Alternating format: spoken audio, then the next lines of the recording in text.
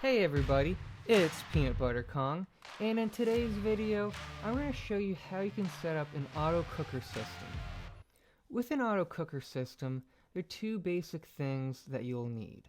You'll need two inputs. One of those inputs will need to be fuel, and the other will need to be food. And for the food input, I'm standing on a platform right now, a pink glass platform, because as you can see, there are pigs dropping below me to their deaths. But the thing that I want to point out right now is the platform. A platform is particularly good since it gives you an exact height and XY coordinate so that you'll be able to activate all the spawners that are around you. Otherwise, for example, if you're too far to the left, you won't activate the spawner all the way on your right. If these spawners weren't on your server, or in your creative world, or whatever world you're building in Minecraft, you could have another setup system for the pigs. Probably something where they're spawning and you're feeding them, and they're being pushed to their deaths. But the basic concept here is that there are pigs falling to their deaths. I just want to show off one of the lowest point spawners, which is good to judge off of. Since these pigs are falling to their deaths, we're almost at Y50 right now. And the platform that they're hitting below, this platform of hoppers, this platform is at the Y-axis or Z-axis 23. So they need to fall approximately 27 blocks to their death in order for them to die on this system. Having something a little bit higher is always a bit nice, since with these spawners, if you get something spawning 1 block or 2 blocks below, you want to make sure that those pigs will still die. On the spacing of the spawners, you couldn't place these spawners within a certain blocks on this Mine Super Rider server, which is 1, 2, 3, 4, 5 blocks. If you could place them right next to each other, that would be an ideal solution, but a server, you might encounter some restrictions to it, and you'll just have to work around it. This is one of those restrictions. Whatever happens, make sure your lowest spawner is high enough so that these pigs actually in fact die. You really don't want to get this first part of building your auto cooker wrong, because there's so much that needs to be built below it that getting that top portion right and having to shift this down some number of blocks could really screw up a pretty long build. I want to make one last point about the top before we move on to the platform itself. So if you're seeing on the top, I do have a pink border around my hoppers below. And I do this to avoid any major problems with the cooker system itself. You don't want any of the raw pork chops getting into the hoppers below, which could potentially break the system if it were to get into a fuel hopper and it was actual food itself.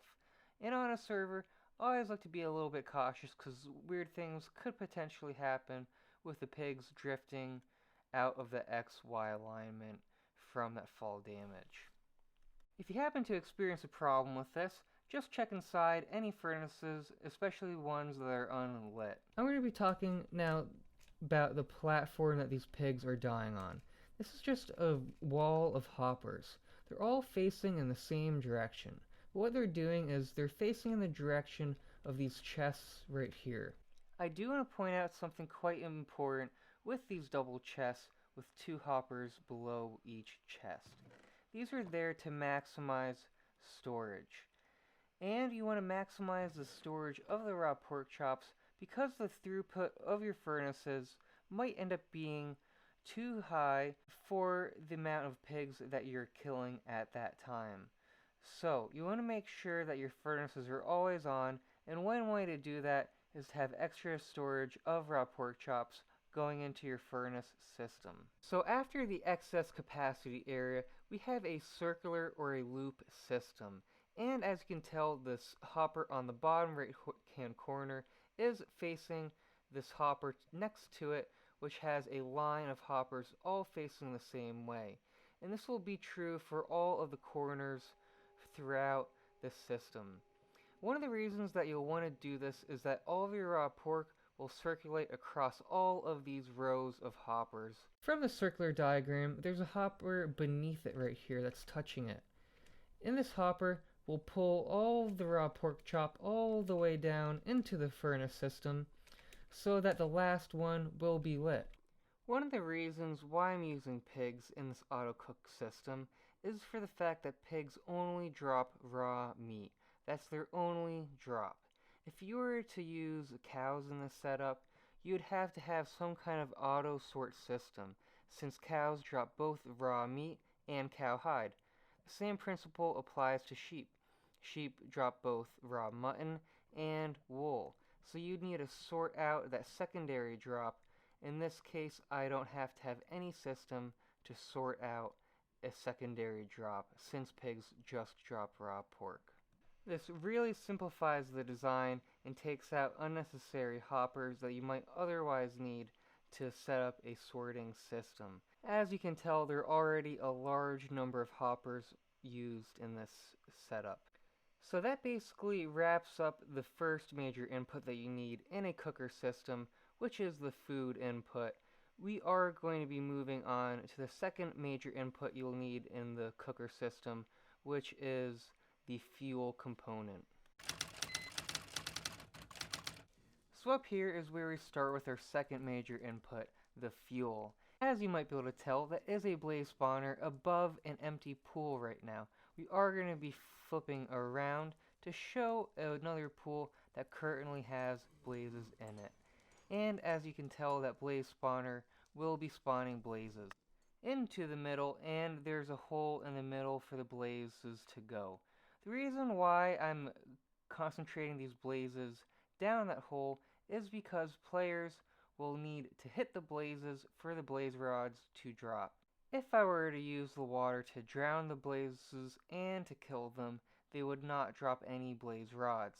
Thus, you will need a player to whack. Before showing you what's below, I'd like to describe this upper system here, just so you guys can copy it if you'd like to. So, this system is 1, 2, 3, 4, 5, 6, 7, 8, 9 blocks of floor space wide. And remember, on the outer side with this glass that you see right now, it will be one longer on each side. There's a water source in each corner, and these water sources lead into this middle block and empty out just before you could potentially get in there. Now, to show off what this looks like on the inside, you have these blazes that you can whack, and we'll drop blaze rods here. Players can take these blaze rods and sell them to me in these chests, but these chests could be whatever you really want them to be too. You could maybe even use coal blocks in here, any kind of fuel input. And on the outside, to show you guys where the fuel leads, they lead out to a series of hoppers.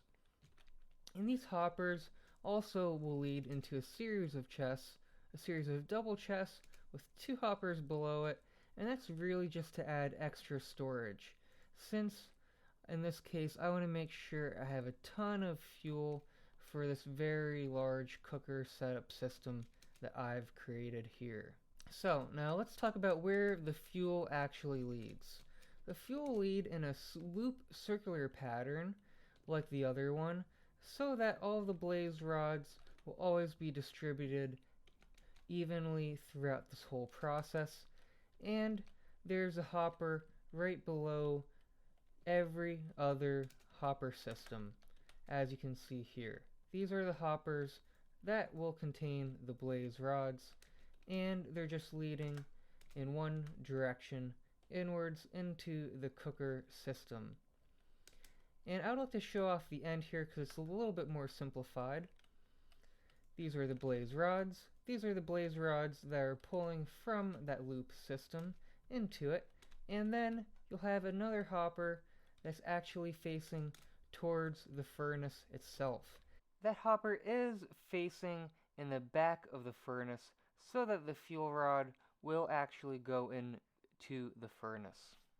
Since Minecraft does have more fuel sources than just blaze rods, I did want to call your attention to some other ideas that you could use for fuel sources. Have things like coal blocks or wool, whatever could burn in Minecraft. The one thing that's fun with wool is that you could potentially have an auto sorter system where these sheep are falling to their deaths, giving you raw mutton, and you might even be able to sort out the wool and have it as a fuel input. It probably won't be enough fuel to cook all of the raw mutton that you're outputting, but it'll be something. But in this case, on the server, the redstone components that you need in order to auto sort will actually be disabled effectively because of the way the ticks on the server work. But without having to go too in depth with this, you might find a similar problem on an auto sorter on a server that you're on. This is kind of one way you could end up getting around the problem entirely. Now, I do want to mention a potential problem that you might have happen to you in a cooker system is the fact that you cook so much raw pork, your raw pork in your system will get clogged up and the raw cooked pork will have nowhere to go. As you can see, this is totally full in the hopper and in the dispenser. One way I solved this was I had lava below it. So that dispenser would be dispensing the cooked pork into the lava and just burning it up. This obviously doesn't have to be the case. You could have a chest below this dispenser to catch any of the cooked pork that you make. But on the server, food is quite cheap and is quite bountiful, and as you notice, that money ticker constantly will go up. So the real strategy here is cooking that raw pork chop. I'm going to show off the redstone components in order to turn on my cooker system, and as you notice, it will start dropping pork chop from here so that this furnace, which was previously off, will now turn on and will start cooking these pork chops. So in order to get the redstone to do this, you'll need some kind of redstone system that will flicker on and off. One way I've done this is I have a lever right here, which will power that redstone torch at the end, and that redstone will run in a loop, flickering on and off that torch. Now for the redstone components here, as you can tell, there's redstone dust leading all the way down, and since this cooker is quite large, there are about 20 furnaces down this line, and about 10 furnaces deep. You'll want a system where you can extend the redstone, which is right here. It's a simple redstone extender, and it leads into these repeaters. These repeaters are set on the quickest time interval that they can. This would be a longer interval, and it will actually have a delayed.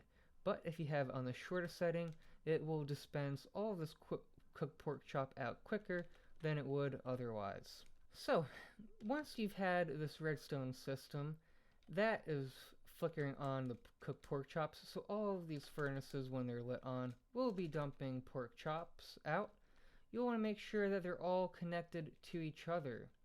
So as you can tell, you'll need redstone repeaters in between each of these dispensers in the middle rows. If you end up forgetting a redstone repeater, the next repeater in the line won't be lit up. So you want to make sure that you do have the repeaters that you need, and they're all placed correctly so that these will all light up correctly, and it will light up to the end, dispensing any cooked pork chops that you'd have in those dispensers. I am going to be moving around the furnace system in order to get any kind of shots that you might not have seen, but while I'm doing this, a fun fact with this is it's about 20 wide and 10 on the width. That really means that there's 200 furnaces here. And the nice thing about this build is it can be expanded or contracted to whatever your needs are. So you might not need 10 rows of 20. You could do something where it's only a 5 by 5 design would hold up and work perfectly fine. You could probably tell this is all quite compact, but one fun note is you can troubleshoot any furnaces that might be out. You can walk in between all of these rows in this design because of those repeaters, and any furnaces that are out, you can go see why they're out. In this case, the server just didn't really catch up and there's some cooked pork in this. I just turned it on and it is dispensing all of the cooked pork chops in the dispenser. Lastly, I want to mention a problem you might encounter is that these pigs spawn on air. Now, my server didn't used to have these pigs able to spawn on air. They previously would only spawn in on grass. And this is an old abandoned area that I partially covered up. But right here, we do have a piston. And this piston would push any pigs that spawned on this grass block into their death traps off of that ledge. In order to push those pigs, you would need some kind of redstone system as I had earlier with a redstone clock. In this case, we're just going to do it manually to show a pig's journey to their death in the bottom.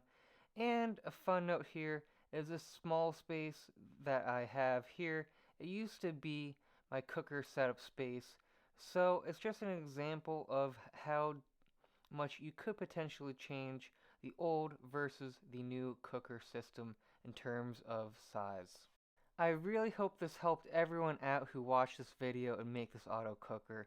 I know it took me such a long time to figure this out myself, and I think it will be really good for everyone else because it's so scalable.